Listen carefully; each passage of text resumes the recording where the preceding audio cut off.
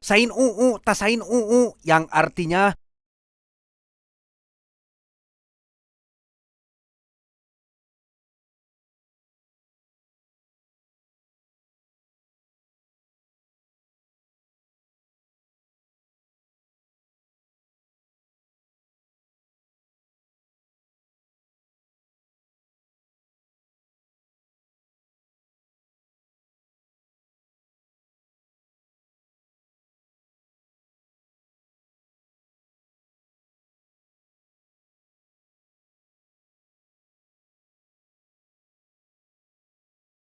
kicrot. Get it when I get back.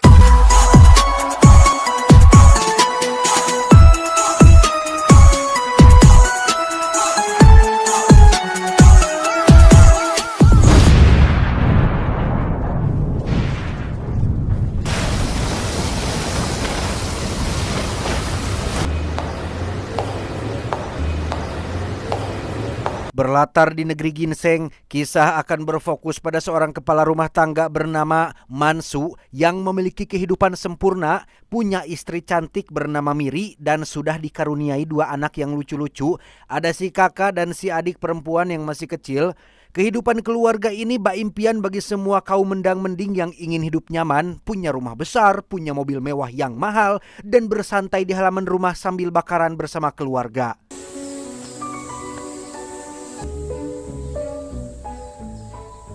Seperti peribahasa yang mengatakan tentang roda kehidupan dan perekonomian kreatif yang selalu berputar, kehidupan Mansu yang bahagia mendadak hancur tatkala dirinya dipecat dari pekerjaan setelah 25 tahun setia mengabdi di sebuah perusahaan pabrik kertas yang memang hanya kertaslah satu-satunya bidang keahlian yang ia kuasai. Masih syok akibat belum bisa menerima kenyataan yang terjadi, Mansu tidak langsung memberitahu keluarganya terkait dirinya yang sudah menjadi pengangguran. Dan faktanya, tak hanya Mansu saja yang dipecat karena hampir semua karyawan senior juga diberhentikan dari pekerjaannya. Untuk menjaga mental mereka agar tidak depresi, semua mantan karyawan pabrik kertas pun mengikuti semacam perkumpulan terapi untuk menekan ancaman depresi dengan cara mengetuk-ngetukkan jari mereka ke urat syaraf sambil mengucapkan afirmasi bahwa mereka akan mendapat pekerjaan baru dalam kurun waktu 3 bulan saja. 새 출발. 석 달 안에 기분 좋다. 13 bulan berlalu, Mansu ternyata berakhir sebagai tukang bongkar barang di sebuah swalayan, yang mana secara kebetulan Mansu mendapat telepon dari sahabatnya yang memberitahu terkait lowongan pekerjaan di sebuah pabrik kertas, sehingga ia langsung mengundurkan diri saat itu juga.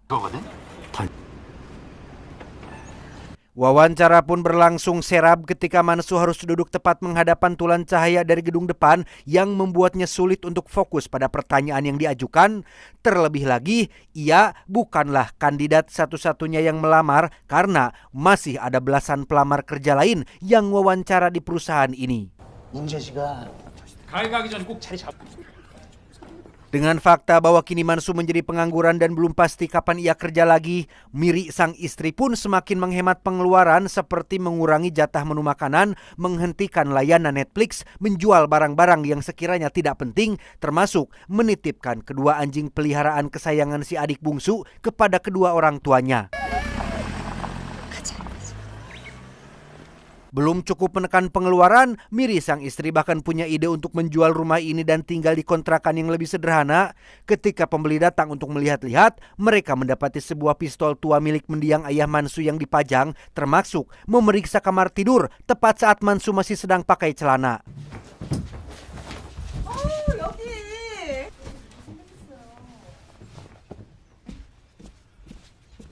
Tak ingin kehilangan rumah dan semua kenangannya, Mansu pun langsung mendatangi staf perusahaan kertas kemarin untuk memohon sambil mengemis agar bisa diterima bekerja.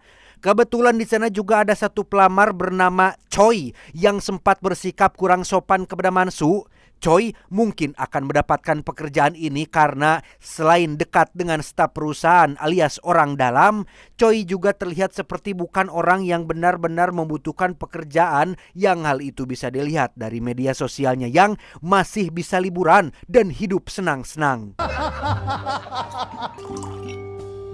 Tak bisa membiarkan orang seperti itu mengambil kesempatan emasnya, Mansu pun nekat membuntuti Choi dari belakang, bahkan sempat berniat untuk membunuhnya dengan cara menjatuhkan pot tanaman dari atas.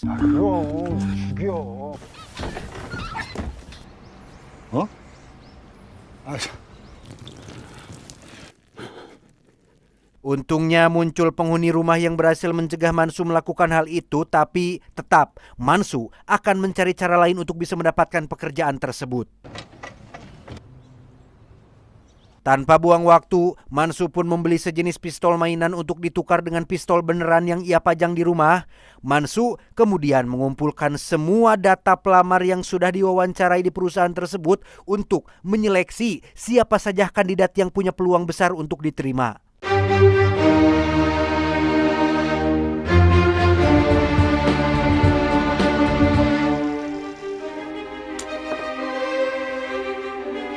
Dari sekian banyak pelamar, Mansu mendapatkan 3 nama orang berprestasi dan paling berpengalaman dalam bidang kertas, sehingga sekarang targetnya sudah jelas bahwa Mansu hanya tinggal mengeliminasi ketiga orang tersebut dengan cara apapun supaya hanya Mansulah satu-satunya kandidat yang berpeluang untuk diterima di perusahaan tersebut.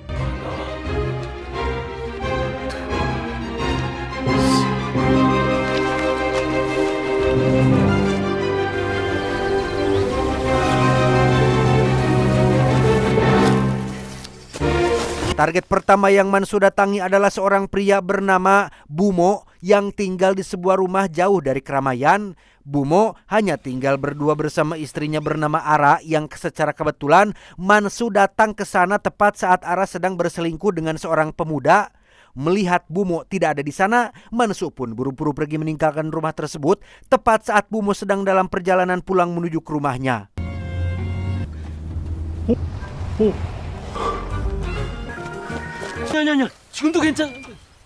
Dari kejauhan, Mansu hanya bisa kasihan melihat Bumo yang gogoleran setelah memergoki istrinya sedang main kuda-kudaan di dalam rumah, di mana Mansu akhirnya berubah pikiran dan akan mencari waktu lain untuk menghabisinya.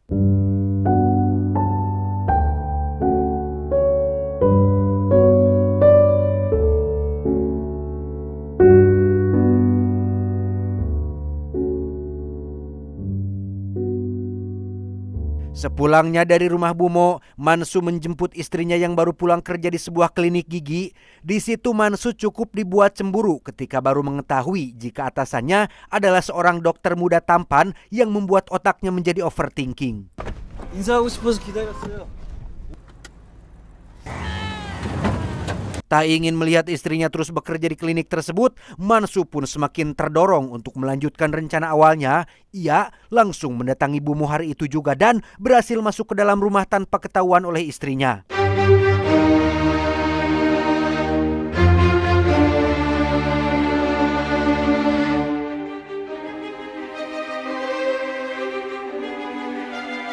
Bermodalkan pistol tua yang ada di rumahnya, Mansu berniat untuk menghabisi Bumo yang merupakan satu dari 3 kandidat pelamar yang berpeluang diterima bekerja.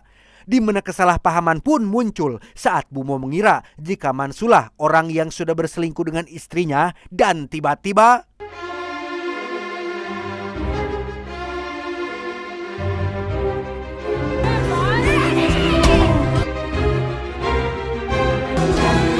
situasi pun menjadi cukup kacau ketika tak ada satupun dari mereka yang punya pengalaman dalam menggunakan senjata api. Alhasil, kesalahpahaman, kebodohan, dan keamatiran pun bercampur aduk menjadi satu sampai akhirnya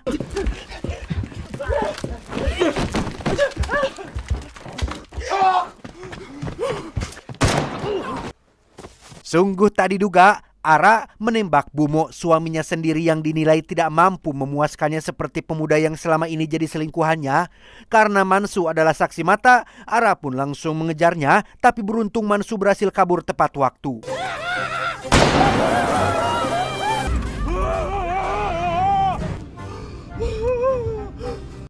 몰라. 엄마가 아빠 의상 챙겨놓고 갔네. Malamnya Mansu terpaksa kembali ke rumah Bumo untuk mengambil kembali pistol miliknya tepat saat Ara dan selingkuhannya sedang menguburkan Bumo di halaman rumah, sehingga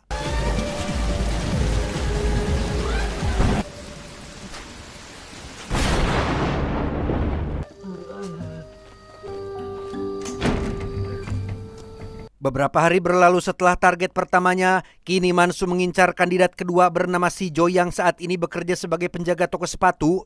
Berbeda dengan dua kandidat lain yang kondisi finansialnya masih terbilang stabil, Sijo terpaksa bekerja di toko sepatu demi membiayai anak perempuannya yang masih remaja.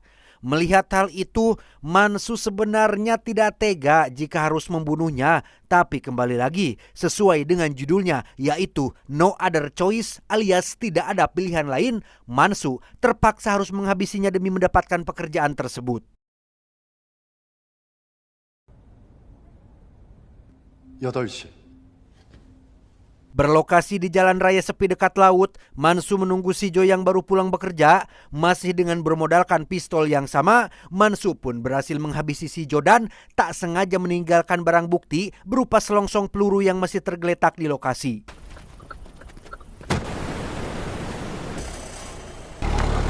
Bingung dibuang kemana, Mansu pun membawa jasad Sijo di dalam bagasi, di mana pada saat yang bersamaan, si kakak anak sulungnya Mansu terlihat sedang melakukan pencurian handphone bersama dengan satu sahabatnya.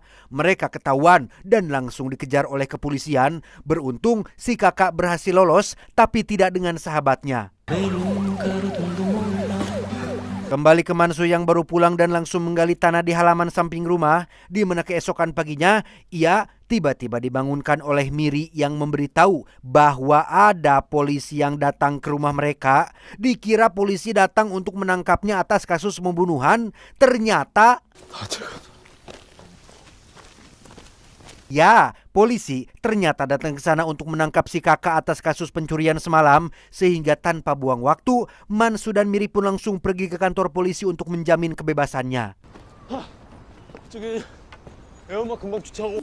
폰들 위에 뿌리가 잘 뻗을까?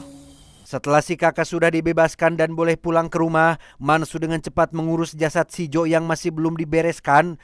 Bingung harus diapain, Mansu pun membawanya ke kebun belakang untuk diakali, tepat saat si kakak sedang nongkrong di atas genteng.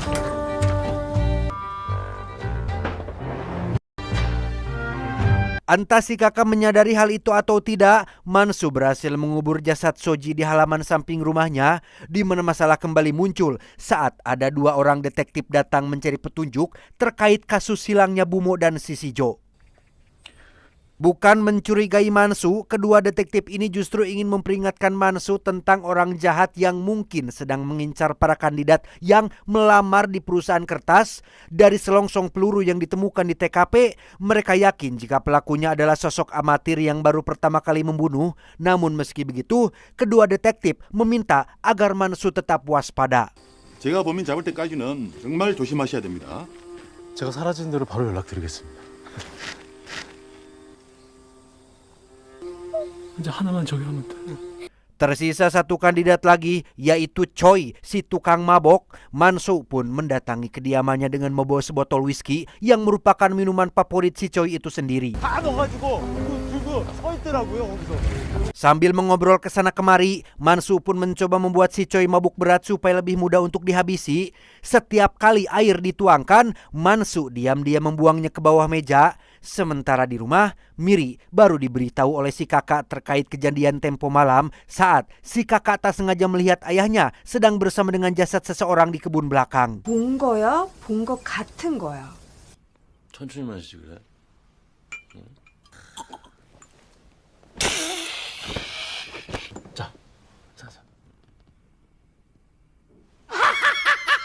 Curiga dengan pistol yang sudah ditukar dan Mansu yang sering keluyuran malam, Miri pun menggali tanah samping rumahnya yang sempat ia lihat tempo hari demi memastikan perkataan si kakak barusan.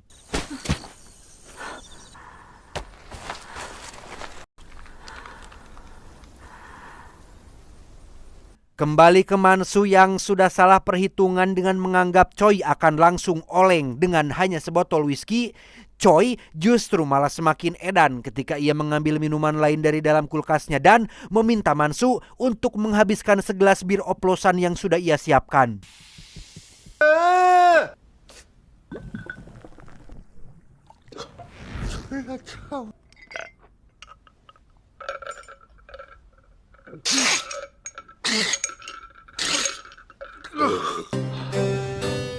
Beruntung Mansu tidak sampai mabuk berat, tapi tidak dengan Choi yang mulai oleng dan kesulitan mengendalikan dirinya. Saat itulah Mansu langsung beraksi dengan mengubur si Choi, menyisakan kepalanya saja.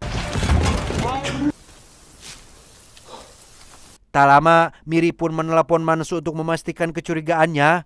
Melihat Mansu berada di tempat sepi dengan suara seseorang sedang mengerang, disitulah Miri akhirnya yakin jika Mansu telah melakukan hal-hal yang tidak diinginkan dan selesai video callan dengan Miri, Mansu pun kembali melanjutkan pekerjaannya, yaitu menghabisi Choi si kandidat terakhir. Dan untuk Miri, sebagai istri yang baik, ia memilih untuk melindungi suaminya dengan cara menyembunyikan rahasia tersebut dan memberitahu si kakak bahwa apa yang ia lihat tempo malam hanyalah seekor babi yang sedang ayahnya potong untuk dijadikan pupuk tanaman. 돼지 한 마리를 통째로 나무에 먹였더라고. Mansu sendiri akhirnya berhasil menghabisi Choi seolah-olah maut karena overdosis minuman. Ia langsung pergi meninggalkan Choi di dalam rumahnya dan kembali ke rumah untuk menemui Miri, istri tercintanya. 면접 잘 봤어?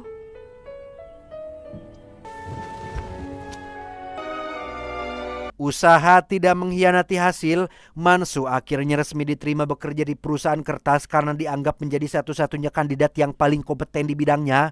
Mansu mendapatkan posisi sebagai manajer yang akan bertugas mengawasi robot-robot yang memproduksi kertas dalam jumlah besar.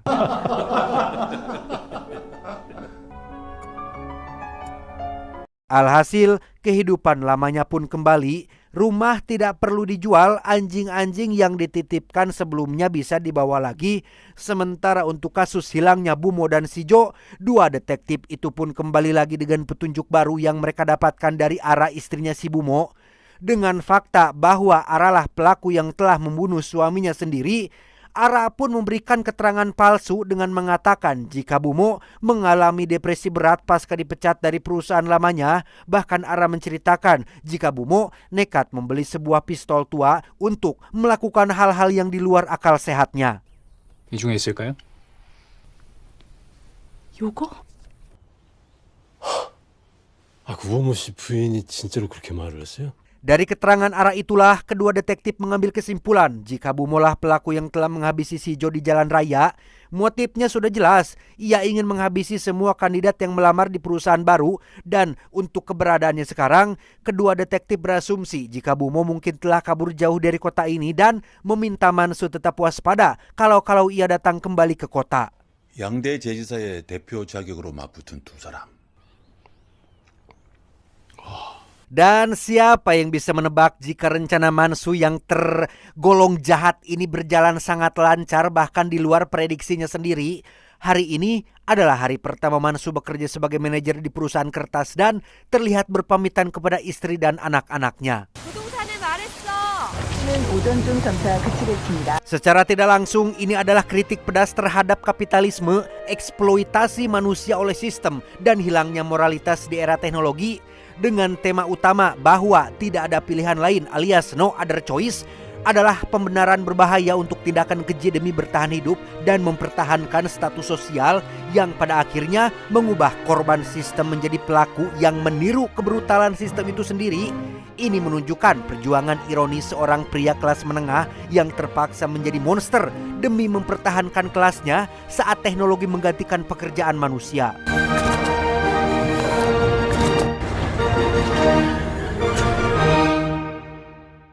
Tamat, ending yang cukup melegakan.